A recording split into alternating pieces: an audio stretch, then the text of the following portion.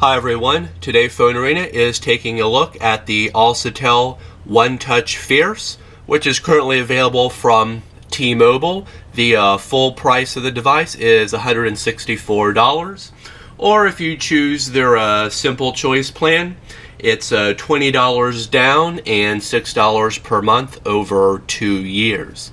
The Alcatel One Touch Fierce, it's pretty much a introductory low-end smartphone. Because of the price, $164. It's not going to have high-end features that you're going to see like on a Galaxy S4 or something like that, but it still manages to have pretty decent features here for the average consumer. Across the front of the display here, it's 4.5 inches. Underneath that, you have your capacitive buttons for back, home, and recent apps. Up on top is a standard VGA camera. That's a 0.3 megapixel VGA camera, which you can use for self pictures or video chatting. Up on top is the 3.5 millimeter headset jack with power lock key. Around on the right side is the volume rocker. Even though it's a little bit of a different color, it's pretty recessed into the surrounding plastic, so you can't really distinguish it just by touch alone. Around on the back is the 5 megapixel camera with LED flash. Removing the cover, have your SIM card slot and micro SD card slot. The battery, it's a 1800 milliamp battery. Unfortunately, the battery is not removable, which means you can't get another standard battery or an extended battery for the device, so you're pretty much limited to just the battery that's on there. Also, the speaker down here on the bottom and the micro USB port on the back. So it's pretty compact in size here, as you can see next to the Samsung Galaxy S4. Not quite as big in either height or width or depth for that matter. It's also pretty lightweight as well. Fits comfortably in the hand.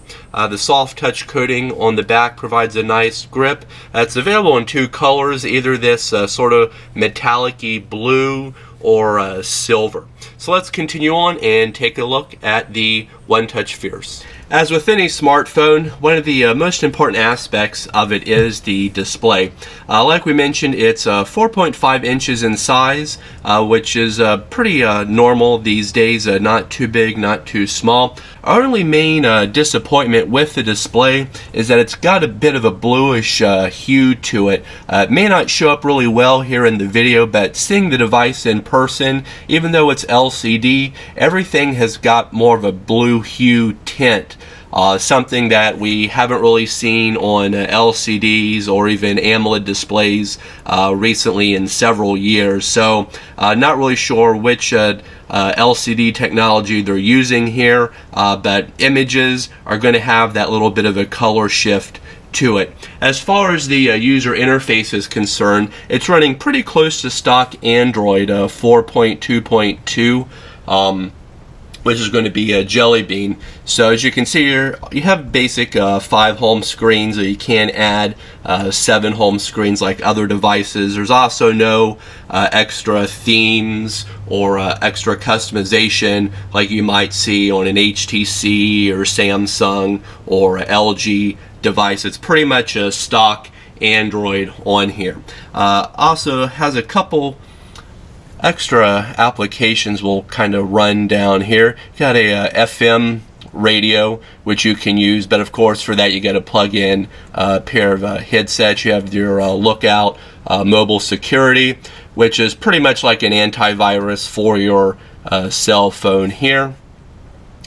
T-Mobile includes their My Account, T-Mobile Name ID, and T-Mobile TV, which comes with a 30-day free trial. We'll launch this app here and see what's currently playing. Go into our live channels.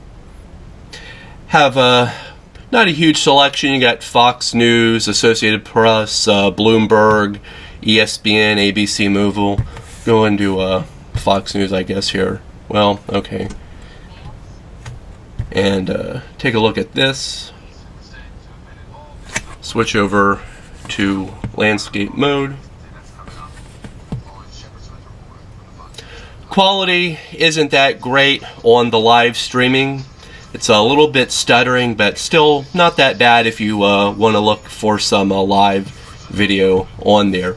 Pretty much everything else is going to be stock Android. That includes your email applications, calendar. Everything else is pretty much stock on there. Like we said, the only extra things that are included are some of those extra T-Mobile applications. For processing performance, the Alcatel One Touch Fierce comes with a 1.2 gigahertz quad-core MediaTek processor with 1 gigabyte of RAM. Now, even though it's a quad-core processor, it really doesn't feel like one.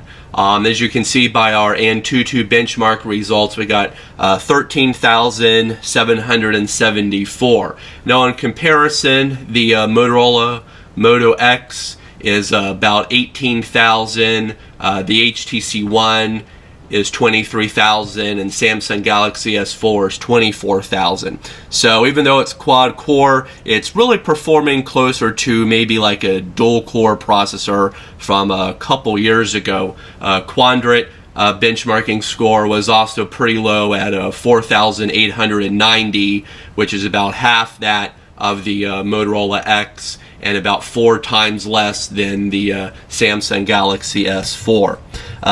Still in all, for the price, it's not that bad.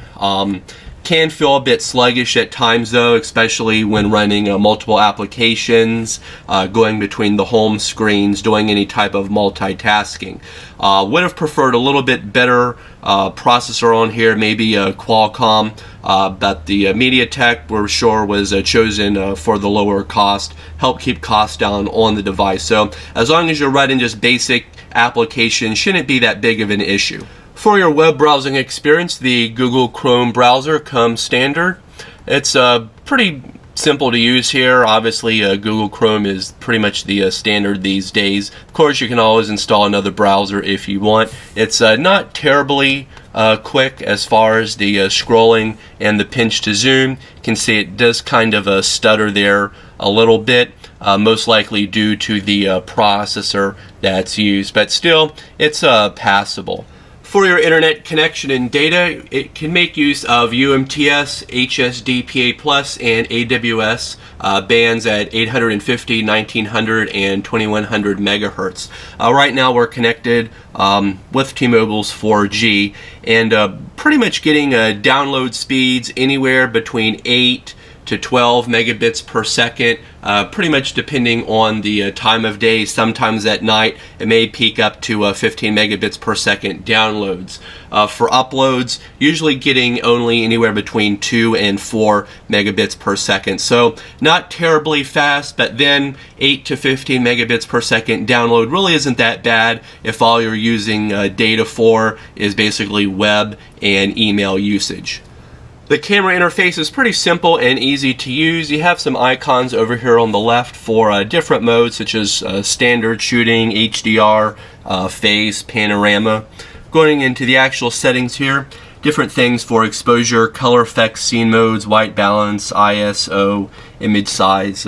Gives you some nice adjustments.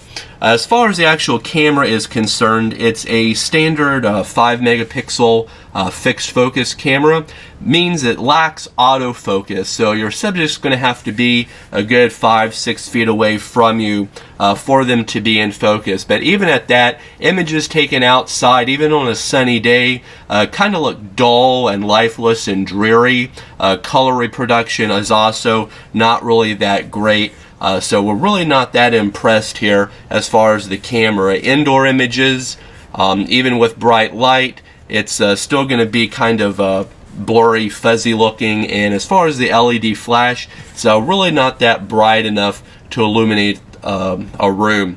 As far as recording videos, it's pretty much limited to a 720p resolution at 30 frames per second. So video recording quality, it's again not that great, and the images are still going to be kind of dull and lifeless looking. Despite not having the fastest processor in the world, the best camera, or even display for that matter, one thing a company should always try to make sure is good is the call quality. Unfortunately here with the One Touch Fierce, we're again pretty much disappointed. Calls on our end were kind of distant and muted sounding, and we also got a bit of a rattling vibration sound in the earpiece speaker. When turning the volume down to low, it's not as bad, but anything from mid to high volume, you're going to have a constant rattling vibration in the earpiece speaker. Almost sounds like there's something loose in there. People that we called said that our voices on their end also sounded a little bit muted and choppy, and they could pretty much easily tell we were using a cell phone. So a bit disappointed here again with the call quality. As far as the internal 1800 milliamp battery, it's going to provide us about 6.5 hours of continuous talk time, or about 1 day of mixed usage on a full charge. Like we said, since the battery is non-removable, you can't pop in another standard battery or an extended battery for the device, so pretty much going to have to keep the device charged up every night. So even though the Alcatel One Touch Fierce has an attractive price point of $164 with T-Mobile, there's basically some things that we just can't really get past here. Like we said, even though the display is a nice size, it's got that constant bluish hue to it. Viewing angles really aren't that great either. It's a bit of a letdown there.